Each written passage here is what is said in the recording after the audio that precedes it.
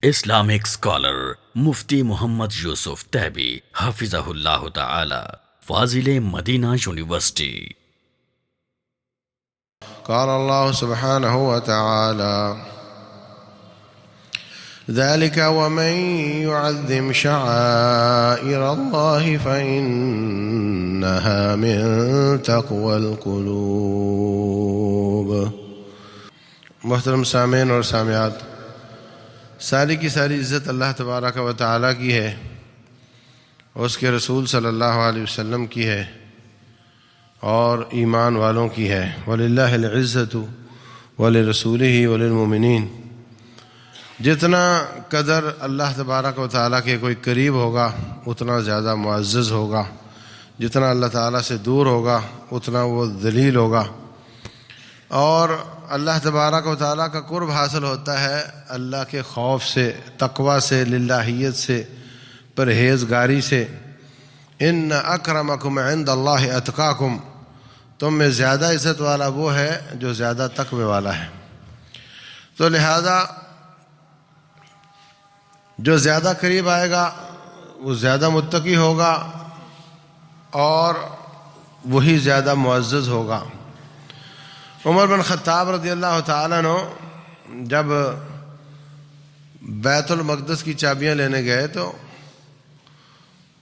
اکیلے ساتھ ایک غلام لیا اور ایک سواری لے لی۔ یہ ان کا پروٹوکول کا سکواڈ تھا، ایک غلام اور ایک سواری۔ اپنے گھر میں مدینہ میں تو ہم کہہ سکتے ہیں کہ سیکیورٹی کا انتظام نہ بھی کریں تو دشمن اپنے علاقے میں دبکا ہوا تھا، دشمن اپنے علاقے میں دبکا ہوا تھا تو کوئی حرج نہیں، لیکن اپنے علاقے سے باہر نکل رہے ہیں اور وہاں بھی انہوں نے کوئی لمبا چوڑا انتظام نہیں لیا، اور ان کی سیکیورٹی اللہ کے فضل کے بعد یہ تھی کہ کسی کو معلوم نہیں کہ کون جا رہا ہے۔ تو ابو عبیدہ بن جراح اس علاقے کو فتح کر کے بیٹھے ہوئے تھے، وہ بھی استقبال کے لیے باہر نکلے ہوئے تھے۔ تو انہوں نے جب دیکھا کہ حضرت تو لمبا سفر تقریباً 1450 کلومیٹر کا سفر ہے مکہ سے، اور یہاں سے آپ تھوڑا کم کر لو، 1000 کلومیٹر تو ہوگا ہی نا مدینہ سے، 1000 کلومیٹر کا سفر، وہ بھی اونٹ پر، اور راستے میں بارش بھی ہو گئی تو جانور کا پسینہ، پھر اپنا پسینہ، پھر غبار، پھر جب پیدل چلنے کی باری آتی تو نیچے سے کیچڑ۔ تو ابو عبیدہ بن جراح کہتے ہیں جی آپ جلدی جلدی کپڑے تبدیل کریں، نہائیں، ہم بڑے شاہانہ انداز سے جائیں گے، عیسائی ہمارا انتظار میں ہیں۔ تو فرمانے لگے تم نے ہماری عزت ان کپڑوں میں اور اس شاہانہ انداز میں سمجھی ہوئی ہے۔ یہ عمر رضی اللہ تعالیٰ عنہ وہی ہیں، صحیح بخاری کی حدیث ہے کہ ایک دفعہ بازار سے گزرے تو وہاں پہ ایک ریشمی لباس بک رہا تھا، تو نبی صلی اللہ علیہ وسلم سے کہنے لگے حضرت آپ یہ خرید لیں، کبھی کوئی باہر سے وفد آتے ہیں تو ان کو ملنے کے لیے آپ یہ پہن لیا کریں۔ امام بخاری رحمۃ اللہ علیہ نے اس پر یہی باب بنایا ہے کہ وفد کے لیے اسپیشل لباس پہننا، اچھا لباس پہننا باہر سے آنے والے لوگوں کے لیے۔ اب یہ عہد نبوت کی بات ہے اور یہ حضرت عمر بن خطاب کے اپنے دور کی بات ہے۔ فرق اتنا ہے کہ یہاں جن کو ملنے جا رہے ہیں وہ مغلوب عیسائی ہیں، ان کو اسلام نے ذلیل کیا ہے، ان کو ملنا ہے، اور ادھر رسول اللہ صلی اللہ علیہ وسلم کے پاس جو لوگ ملنے کے لیے آتے ہیں وہ اسلام لانا چاہتے ہیں یا اسلام لا چکے ہیں، تو یہ ان کے متواتر مارکوں کے بعد مغلوب ہو چکے ہیں، ان کو ملنے کے لیے ہم کیوں بہت بڑا اہتمام کریں؟ تو فرمانے لگے انا كنا اضل قوم فاعزنا اللہ بالاسلام، ہم ذلیل قوم تھے، اللہ نے ہمیں اسلام کے ساتھ عزت دی۔ فمن ابتغى العزة في غيره اذلہ اللہ، جو اسلام کو چھوڑ کر کسی اور چیز میں عزت تلاش کرے گا اللہ اس کو ذلیل کرے گا۔ تو عزت اسلام میں ہے۔ جو شخص مسلمان ہو کر اسلام کو اپنے لیے عار سمجھتا ہے اس کو مسلمان نہیں ہونا چاہیے۔ وہ چھپتا پھرتا ہے کافروں کے سامنے، وہ ذلیل بنا ہوا ہے۔ اگر وہ مسلمان ہے تو اس کو سینہ چوڑا کر کے اپنے اسلام پر فخر کرنا چاہیے، الحمدللہ میں مسلمان ہوں، کیونکہ عزت اللہ کی، اس کے رسول کی اور مومنوں کی۔ رسول اللہ صلی اللہ علیہ وسلم کی عزت ساری کائنات سے زیادہ ہے،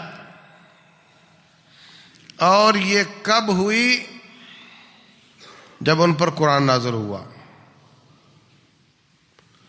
قرآن نازل ہونے سے پہلے آپ کا تعارف یہ تھا کہ آپ ایک نیک پاک ہاشمی قریشی خاندان کا نوجوان ہے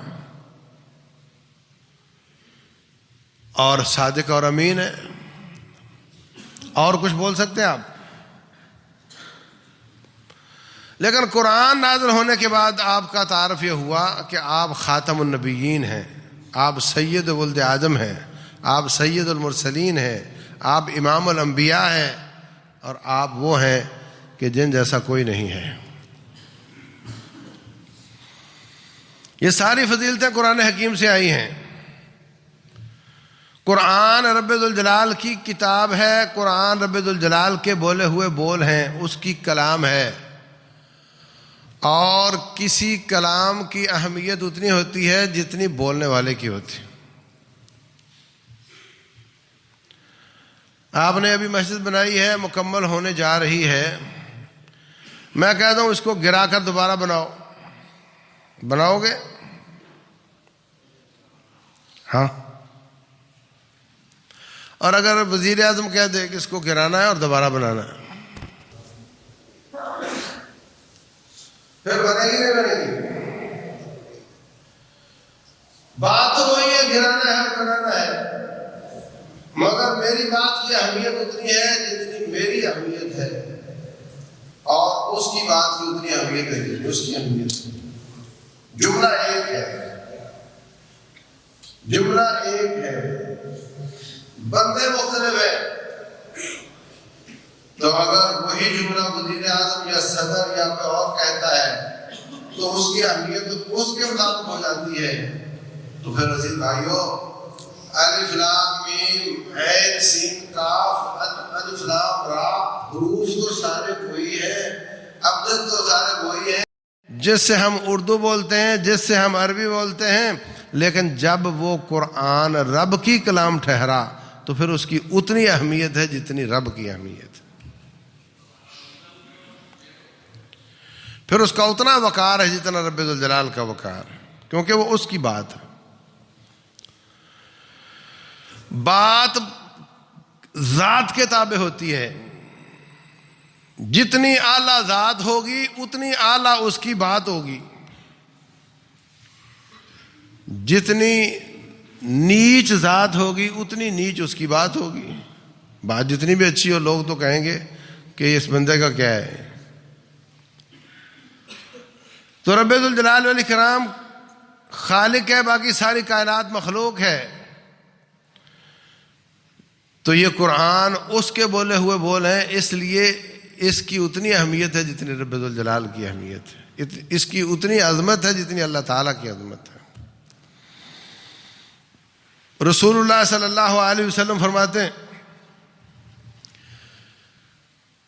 لا تحلفوا بآبائکم ولا بأمہاتکم، اپنے ماؤں باپوں کی قسمیں نہ اٹھایا کرو من کان حالفا فلیحلف باللہ، جس نے قسم اٹھانی ہو وہ صرف اللہ تعالیٰ کی قسم اٹھا سکتا ہے، اور کسی کی قسم اٹھانا جائز نہیں ہے۔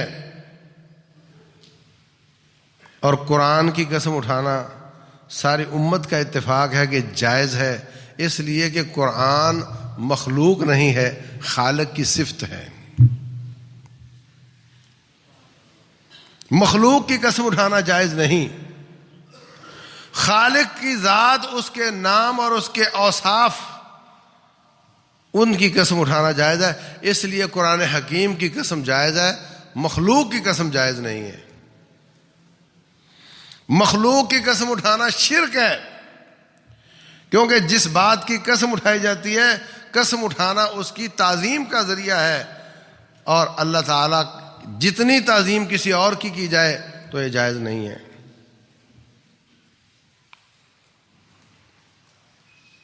کعبہ کی قسم اٹھانا منع کر دیا گیا رسول اللہ صلی اللہ علیہ وسلم کو۔ کعبہ کے رب کی قسم ہو سکتی ہے، کعبہ کی نہیں ہو سکتی۔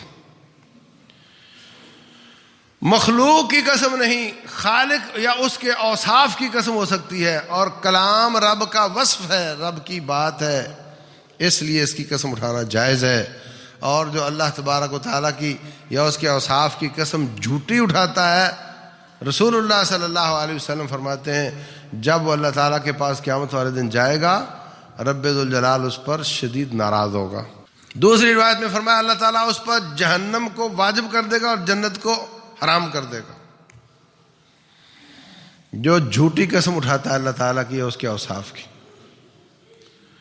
تو قرآن حکیم یہ رب ذوالجلال کی کلام ہے، یہ اس کی اہمیت ہے۔ وَمَن يُعَظِّمْ شَعَائِرَ اللَّهِ، جو اللہ تعالیٰ کے شعائر کی تعظیم کرتا ہے، یہ اس کے دل کے تقوی اور الہیت کی نشانی ہے۔ اس لیے جو جانور کعبۃ اللہ میں کٹنے کے لیے جاتے ہیں ان کی تعظیم ہوتی ہے۔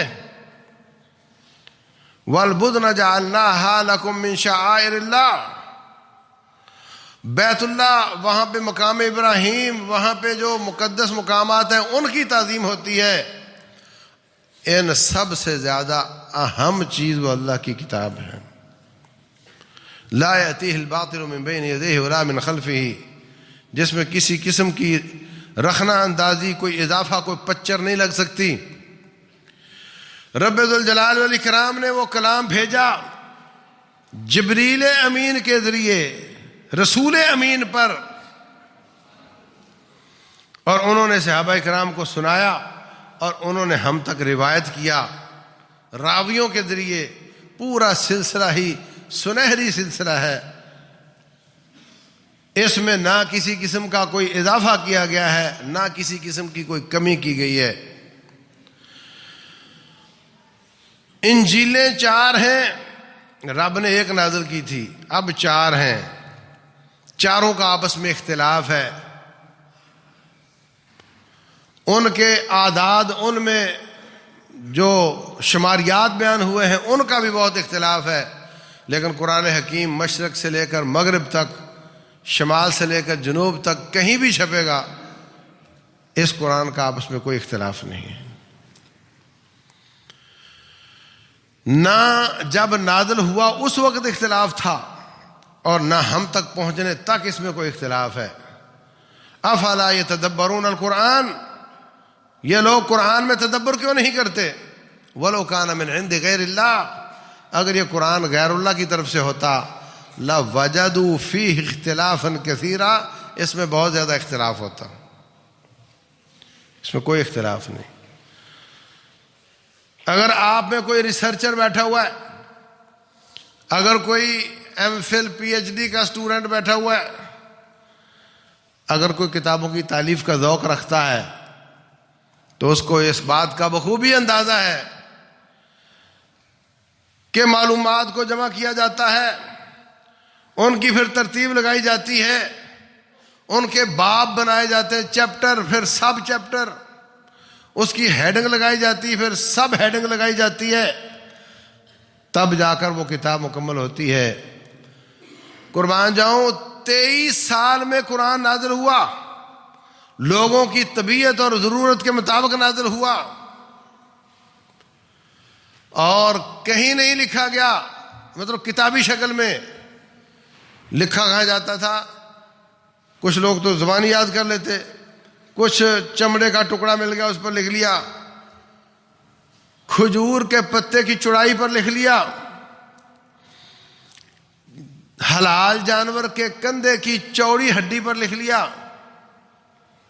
آپ نے کبھی قصاب کو دیکھا ہے کندھے کی ہڈی نکال کر پھینک دیتا ہے؟ دیکھا ہے کبھی؟ مجھے لگ رہا ہے کہ اس وقت سے یہ رواج چلا آتا ہے کہ یہ ہڈی لکھنے کے کام آتی تھی، اس لیے اس کو اس وقت سے نکال دیا جاتا تھا۔ اور جب ان کو ملایا، آپ فرماتے یہ آیتیں فلاں صورت کے فلاں آیت کے آگے لکھ دو، ان آیتوں کو فلاں آیت کے پیچھے لکھ دو، وہ لکھتے چلے جاتے، اور جب جوڑا گیا تو بہترین ترتیب والا بہترین کتاب اللہ تعالیٰ کی سامنے آ گئی۔ 23 سال میں مختلف ٹکڑوں میں نازل ہونے والا، جب اس کو جوڑا گیا تو اس کی بہترین ترتیب ہے۔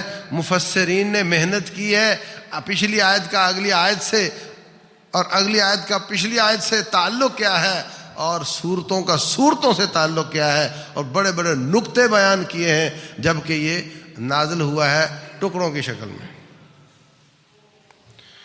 کوئی اختلاف نہیں ہے اس میں،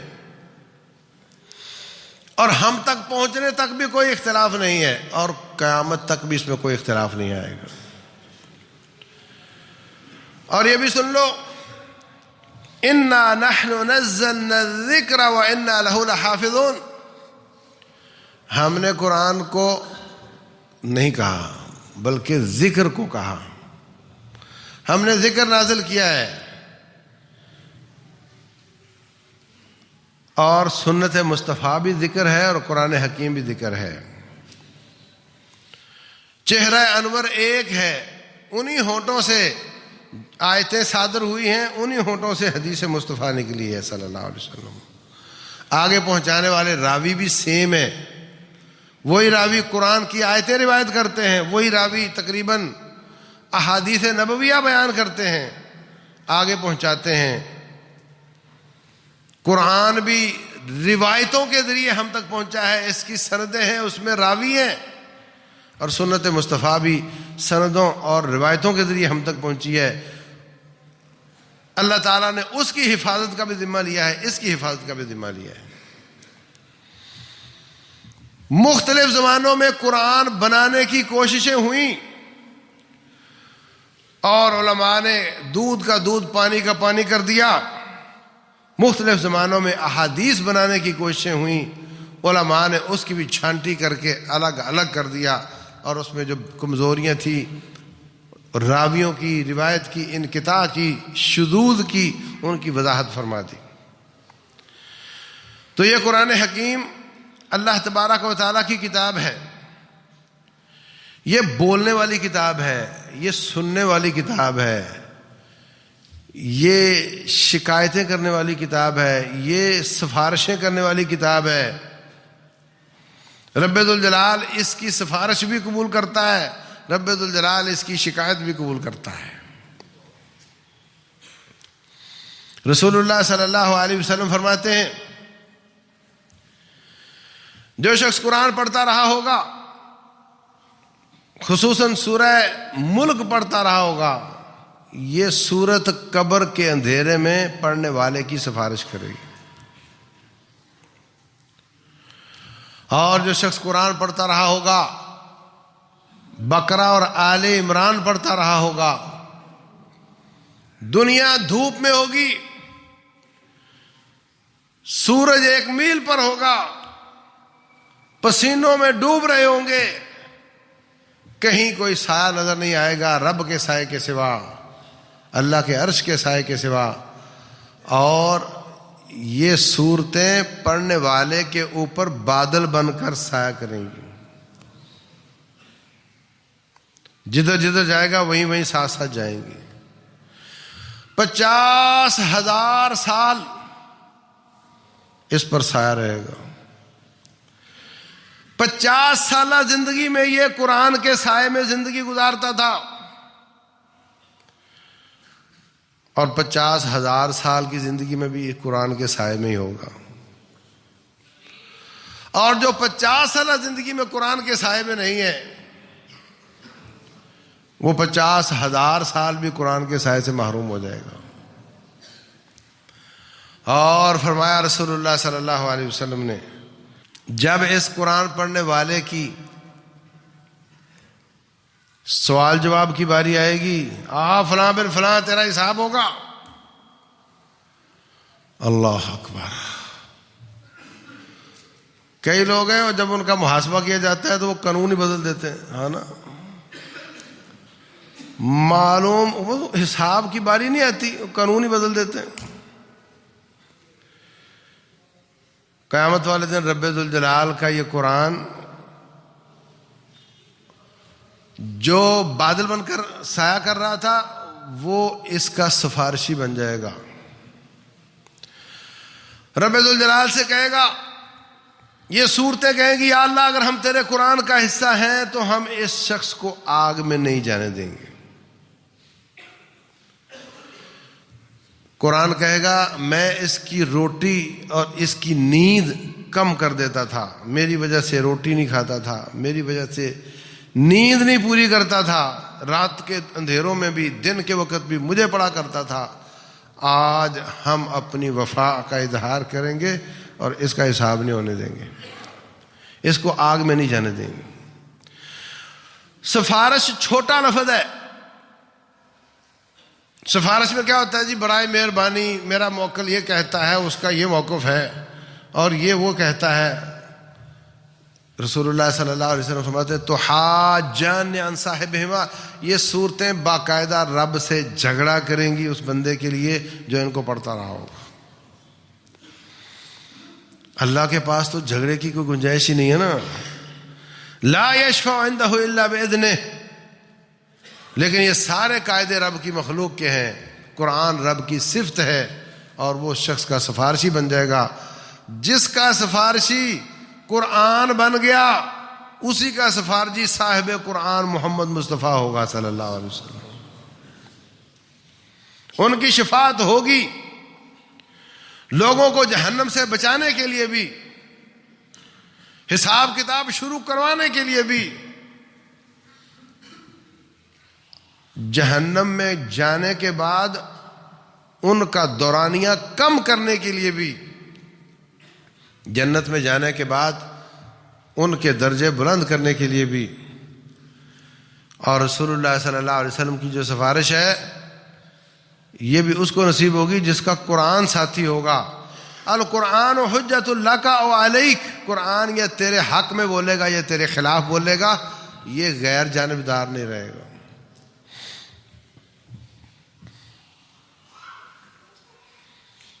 اپنے آپ سے پوچھو کیا بنے گا؟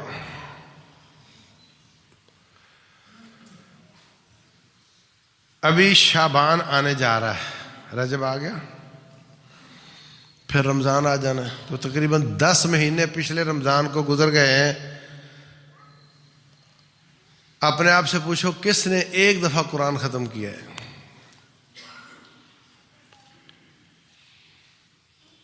ایک دفعہ۔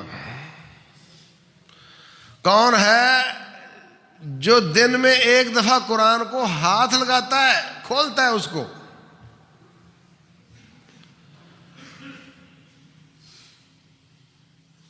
اگر آج تک جو پچھلے 10 مہینوں میں دنیا میں مر گئی ہے، فوت ہو گئی ہے، اگر آج وہ زندہ ہوتے ان کو میں پوچھتا تو جو ریشو آپ میں ہے قرآن پڑھنے والوں کی اتنے کی لوگ ان میں ہوتے، اور وہ دنیا سے جا چکے ہیں، اور وہ ان کے بھی 99-98% قرآن پڑھے بغیر جا چکے ہیں۔ کیا بنے گا؟ اگر قرآن تیرے خلاف ہوا تو صاحب قرآن بھی تیرے خلاف ہوگا، پھر تیری سفارش نہیں، شفاعت نہیں، شکایت ہوگی۔ وقال الرسول یا رب ان قوم اتخذوا هذا القرآن مہجورا، رسول کہیں گے صلی اللہ علیہ وسلم اے اللہ میری اس قوم نے تیرے قرآن کو چھوڑ دیا تھا، مطلب اب میں ان کی سفارش نہیں، شکایت کر رہا ہوں۔ کیا بنے گا؟ ہم تو دھڑا دھڑ گناہ کرتے جا رہے ہیں کہ نبی صلی اللہ علیہ وسلم کی سفارش ہوگی اور ہم پار ہو جائیں گے، جنت کا دروازہ بند بھی ہوا تو اوپر سے پھینک دیں گے۔ بس آپ ان سے عشق کرتے ہو نا تو کافی ہے، اب کسی نیکی کی ضرورت نہیں، کسی گناہ سے بچنے کی ضرورت نہیں، بس ان کی سفارش ہوگی اور ہم پار ہو جائیں گے۔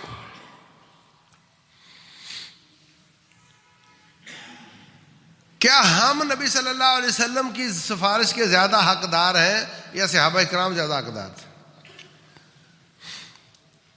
کیا وہ ہاتھ پر ہاتھ دھرے بیٹھے رہے؟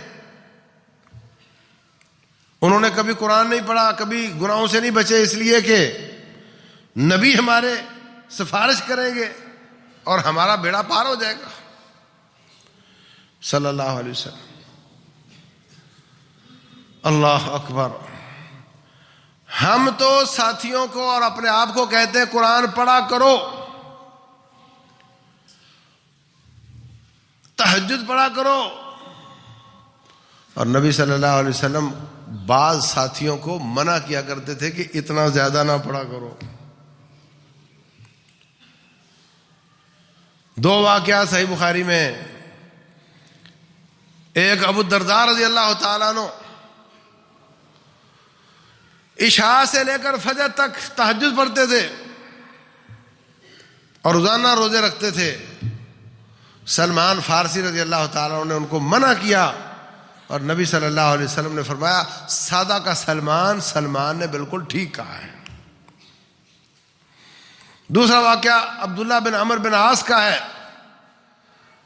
عمر بن عاص رضی اللہ تعالیٰ عنہ کہتے ہیں میں نے بیٹے کی شادی کی، میں بہو کو ملا، پوچھا بیٹے کیسی ہو اور یہ میرا بیٹا تیرے ساتھ کیسا ہے؟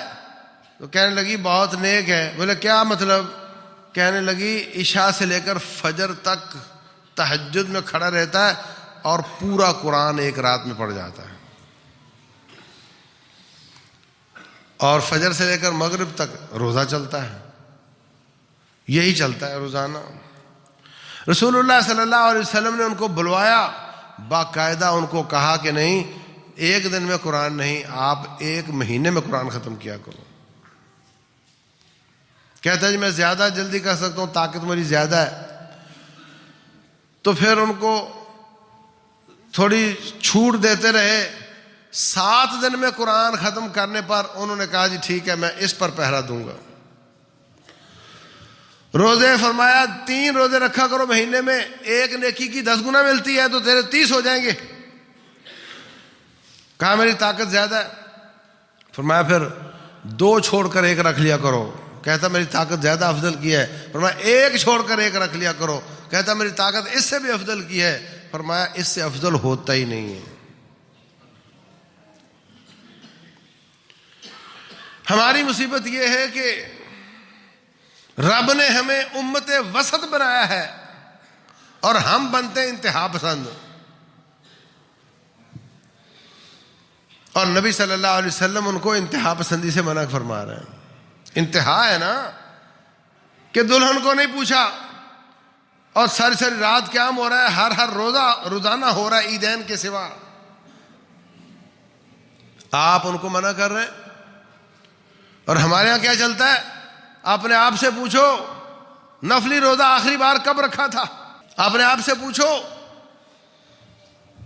10 مہینوں میں قرآن کتنی بار ختم کیا۔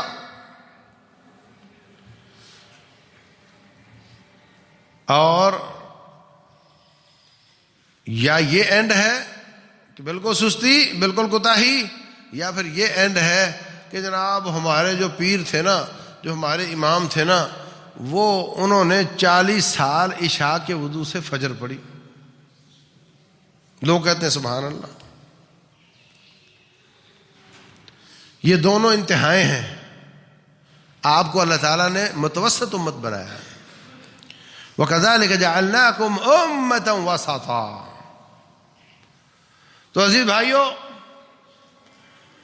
قرآن سے دوستی لگائی، قبر میں بھی سفارشی ہوگا، حشر میں بھی سفارشی ہوگا، اور جنت میں پہنچو گے تو رب ذوالجلال فرمائے گا یہ لفٹ ہے، اس پہ بیٹھ جا، یہ اپنی سپیڈ سے چڑھتی جائے گی اور تو قرآن پڑھتا جا، فإن منزلتک آخر آیت تقرؤها، تیری منزل وہاں ہوگی جہاں تیری آخری آیت ہوگی.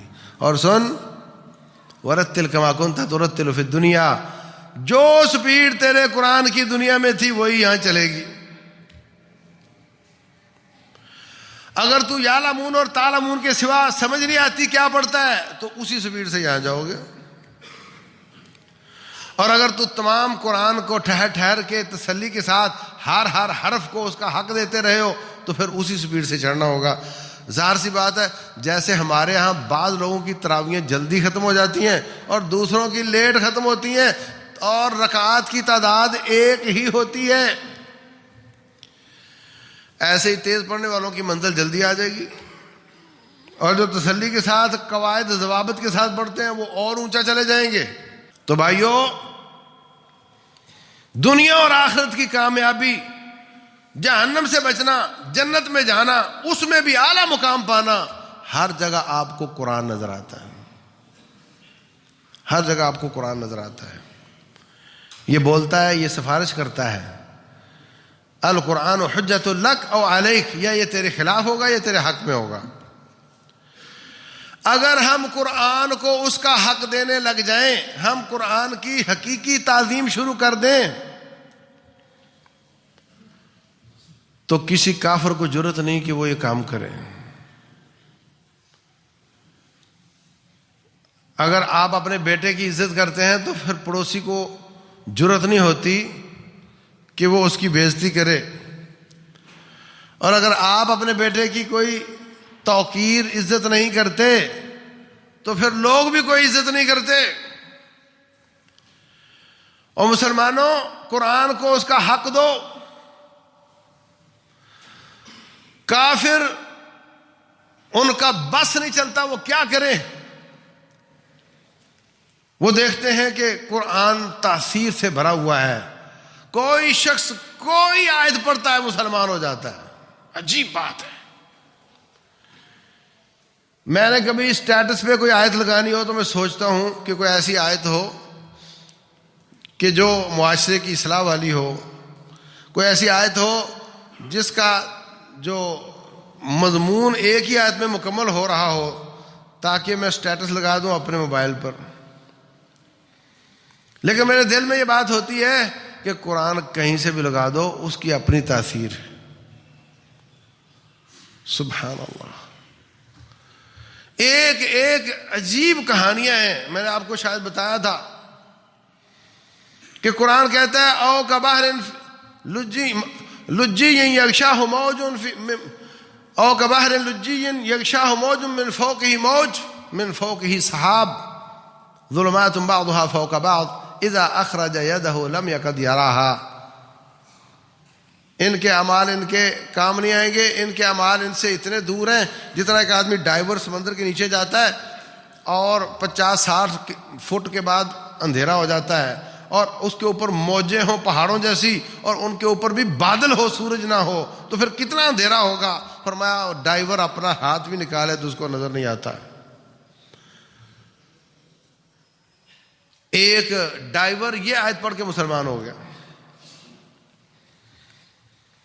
کہتا ہے جس نبی نے یہ کتاب لکھی ہے لگتا ہے وہ میری طرح کا وہ بھی ڈائیور ہی ہوگا، غوطہ خور ہی ہوگا. لوگوں نے بتایا کہ نبی صلی اللہ علیہ وسلم نے ایک سفر بھی سمندر کا نہیں کیا. تو کہنے لگا ایک سفر بھی نہیں کیا اور اتنا پیارا نقشہ کھینچا ہے جو صرف وہ کھینچ سکتا ہے جو نیچے گیا ہو، اور کوئی نہیں کھینچ سکتا. تو اس کا صاف مطلب ہے کہ یہ کتاب ان کی نہیں ہے، ان کے رب کی کتاب ہے. اشہد ان لا الہ الا اللہ و اشہد ان محمدًا عبدہ ورسولہ. ایک ایک آیت سے اسلام نکلتا ہے. ایک سنگر مسلمان ہوا تو وہ آ کر کہتا ہے کہ یہ ایلاف قریش والی صورت میں پڑھ رہا ہوں، میری جو گوئیوں کے قاعدے ضابطے ہیں ان کے مطابق یہ آیت فٹ نہیں آ رہی، مجھے سمجھ نہیں آ رہی کہ کیسے پڑھنی ہے. تو قاری صاحب نے 2 آیتیں ملا کر پڑھائیں. لِإِيلَافِ قُرَيْشٍ لِإِيلَافِ نِل نون کے نیچے کسرہ لگا کر، تو کہتا اب میری سر ٹھیک ہو گئی ہے، یہ قرآن ہمارے بھی قاعدے کے مطابق آسمان سے آیا نظر آتا ہے، موسیقی کے قاعدے کے مطابق بھی ہمیں پرفیکٹ نظر آتا ہے۔ ہر شخص کا اپنا اپنا ذوق ہے، وہ اپنے اپنے پیرامیٹر ہیں، اس کے ساتھ دیکھتے ہیں تو سب کو اللہ تبارک و تعالیٰ اس کی ہر آیت سے ہدایت نصیب فرماتا ہے۔ کافر پریشان ہے، یہ قرآن جہاد کی تلقین کرتا ہے، رسول اللہ صلی اللہ علیہ وسلم خود جہاد کرتے ہیں، کافر بڑے پریشان ہیں اور ان کو کچھ اور نظر نہیں آتا، تو پھر وہ بیچارے قرآن کو پکڑ کے جلانا شروع کر دیتے ہیں۔ اللہ ان سب کو غارت کرے، اللہ ان پر لعنت فرمائے، اللہ اپنی قدرت کے عجائب ہمیں ان میں دکھا دے، نظر آ جائے کیا ہوتا ہے ان کے ساتھ۔ تو عزیز بھائیوں، باہر نکلو، اپنے وجود کے ساتھ ثابت کرو کہ ہم ان کے، یا اللہ ہم ان کے اس کام میں شریک نہیں، ہم اس کی مخالفت کرتے ہیں۔ رسول اللہ صلی اللہ علیہ وسلم، صحیح بخاری کی حدیث ہے، اس حضرت خالد بن ولید رضی اللہ تعالیٰ عنہ نے مارکے کے دوران قیدیوں کو قتل کر دیا، ان کو کہا کلمہ پڑھو، انہوں نے کہا جی ہم بے دین ہوتے ہیں، کہنا چاہتے تھے کہ ہم مسلمان ہوتے ہیں، لیکن زمانے میں مشہور تھا کہ جو مسلمان ہوا یہ بے دین ہو گیا، پروپیگنڈا اتنا تھا کہ جو بھی مسلمان ہوتا لوگ کہتے یہ بے دین ہو گیا، تو انہوں نے سمجھا کہ مسلمان ہونے کے لیے بے دین کہنا پڑتا ہے۔ حضرت خالد نے کہا ہاں بتاؤ مسلمان ہوتے ہو؟ کہنے لگے جی ہم بے دین ہوتے ہیں۔ انہوں نے ان کو قتل کر دیا۔ رسول اللہ صلی اللہ علیہ وسلم کے پاس شکایت آئی، آپ نے فرمایا خالد جب ایک شک کا فائدہ ان کو مل سکتا تھا کہ ہو سکتا ہے ان کی مراد یہ نہ ہو، تو نے ان کو کیوں کاٹا؟ اتنے ناراض ہوئے کہ فرمایا، حضرت خالد کہتے ہیں میں سوچنے لگ گیا کاش میں اس غلطی کے بعد مسلمان ہوا ہوتا اور اسلام لانے کے ساتھ پچھلی غلطیاں معاف ہو جاتی ہیں، میری یہ بھی معاف ہو گئی ہوتی۔ اور اس کے بعد آپ نے اپنے دونوں ہاتھ اٹھائے، اور ہاتھ اٹھانے کے بعد فرماتے ہیں اللہم انی ابرأ الیک مما صنع خالد، یا اللہ گواہ ہو جا جو خالد نے غلطی کی ہے میں محمد اس میں شامل نہیں ہوں صلی اللہ علیہ وسلم۔ تو رب کو یہ بتانے کے لیے کہ جو ان کافروں نے قرآن جلایا ہے ہم اس میں شامل نہیں، ہم الٹا اس کی مخالفت میں آج آئے ہیں، یہ بتانا چاہیے۔ یہ ایمان کی حمیت اور غیرت کا مسئلہ ہے، قرآن کی عظمت اور اس کی حرمت کا مسئلہ ہے، یہ بات اپنی جگہ درست ہے، لیکن عزیز بھائیوں اصل وجہ کیا ہے اس کو پکڑو۔ اگر غصہ نہ کرو تو ہمیں قرآن سے زیادہ عزیز اپنی زبان کے چسکے ہیں، اپنی آسائشیں ہیں، ہمیں رسول اللہ صلی اللہ علیہ وسلم کی حرمت سے زیادہ عزیز یہ چیزیں۔ جب بھی کوئی مسئلہ ایسا پیدا ہوتا ہے، ایک شور اٹھتا ہے کافروں کی پروڈکٹ کی مخالفت کرو، اس وقت ملک کا بیڑا غرق معیشت کے حساب سے اس وجہ سے ہو رہا ہے کہ امپورٹ بہت زیادہ ہے۔ کن چیزوں کی؟ کتوں کی خوراک بھی پاکستان میں، بلیوں کی خوراک بھی پاکستان میں امپورٹ ہو رہی ہے، امپورٹ زیادہ ہے، ایکسپورٹ کم ہے، معیشت ڈاؤن ہے۔ اور وہ امپورٹ کیوں چیزیں ہو رہی ہیں؟ اس لیے کہ ہمارے نخرے ہیں۔ تقریباً آدھے سے زیادہ چیزیں جو امپورٹ ہوتی ہیں وہ نخرے والی ہیں، کچھ چیزیں ہیں جو نیسیسٹیز ہیں، ضروریات ہیں، ان کے علاوہ باقی سارے نخرے ہیں۔ ان کے لیے ہمیں پوچھا جاتا ہے جی آپ کہتے ہو جی ان کی پروڈکٹ کا انکار کرو، بائیکاٹ کرو، تو پھر کوئی متبادل دو نا۔ کیوں متبادل دیں تمہیں؟ یہودیوں کی پیپسی اور کولا کیوں متبادل دیں آپ کو؟ بیماری کا بھی کوئی متبادل ہوتا ہے کہ ہم تمہیں ایک اور بیماری لگا دیں؟ یہ تو بیماری ہے جو امت کو لگی ہوئی ہے۔ جب یہ نہیں تھی تو تم کیا پیتے تھے؟ جو پیتے تھے پیو، صرف اپنی لذت، منہ کا چسکا، اپنا معیار زندگی۔ ان مصیبتوں کی وجہ سے مسلمان جب یہ سوال کرتا ہے کہ مجھے متبادل دو، مجھے بہت غصہ آتا ہے کہ وہ تیرے نبی صلی اللہ علیہ وسلم کی گستاخی کریں۔ آپ مجھے بتاؤ کہ کیا رسول اللہ صلی اللہ علیہ وسلم نے دین پر جان قربان کی یا نبی پر دین قربان کیا صلی اللہ علیہ وسلم؟ بولو، دین پر نبی قربان ہوئے یا نبی پر دین قربان ہوا؟ ساری کائنات سے افضل ترین ذات کا نام محمد ہے صلی اللہ علیہ وسلم، اور جس پر وہ بھی قربان ہے اس کا نام قرآن ہے۔ جس پر وہ بھی قربان ہے اس کا نام قرآن ہے۔ اور تو اپنے چسکے پورے کرتا ہے؟ او جی پھر گاڑیاں تم کیوں اس پہ کیوں بیٹھتے ہو؟ پیٹرول ملتا ہے، پاکستان کی کمپنیاں بھی پڑی ہوئی ہیں اور کافروں کی بھی ہیں۔ کبھی سوچا آپ نے کہ میں پاکستان کی کمپنی سے لیتا ہوں، میں ان سے نہیں لیتا؟ جس کا متبادل ہے، صرف مجھے چپ کروانے کے لیے متبادل پوچھتے ہو۔ جن چیزوں کے بغیر تیرا گزارا چلتا ہے ان کو متبادل تلاش نہ کرو، ویسے چھوڑ دو، اور جس کا متبادل ہے وہ متبادل لے لو۔ اور جہاں کوئی 25-30% آپ مجبور ہیں تو اس کو ایک وقت تک کے لیے استعمال کر لو، کوئی بات نہیں۔ یعنی 70% بھی امپورٹ کم ہو جائے کافروں کی چیزوں کی تو کہاں بات جاتی ہے اللہ تعالیٰ کے فضل و کرم سے؟ اور یہ صرف بات ہمیں یاد آتی ہے جب کوئی اس طرح کی بدمعاشی کرتے ہیں۔ وہ اس کو مستقل کیا جائے، مستقل ان چیزوں کو چھوڑ دیا جائے، اور مستقل طور پر قرآن سے دوستی لگا لی جائے، مستقل طور پر قرآن کی تعلیمات پر عمل کیا جائے۔ آج ہمیں قرآن کی حفاظت کے لالے پڑے ہیں۔ رب کعبہ کی قسم ہے، قرآن تمہاری حفاظت کے نسخے بیان کرتا ہے۔ اس پر عمل کیا جائے تو تمہاری جانیں بھی بچتی ہیں، تمہاری عزت بچتی ہے، تمہارا مال بچتا ہے، تمہارا دین بچتا ہے، تمہارے ملک محفوظ ہوتے ہیں۔ قرآن تو تمہیں محفوظ کرتا ہے، تم اس کو کیا محفوظ کرو گے؟ لیکن ضرورت اس بات کی ہے کہ جو وہ کہتا ہے اس پر عمل کیا جائے، اس کو سمجھا جائے۔ 99% مسلمانوں کو قرآن کے الفابیٹس نہیں آتے۔ بولو غلط کہہ رہا ہوں؟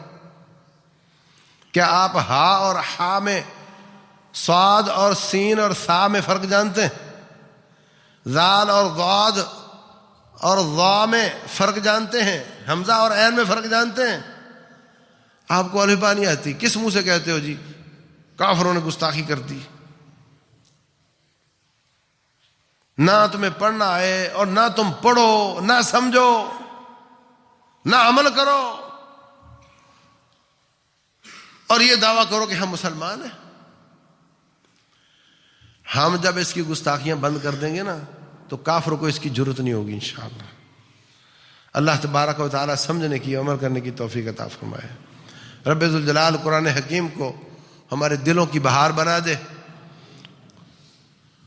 سینے کا نور بنا دے، غموں اور مصیبتوں کو دور کرنے کا ذریعہ بنا دے۔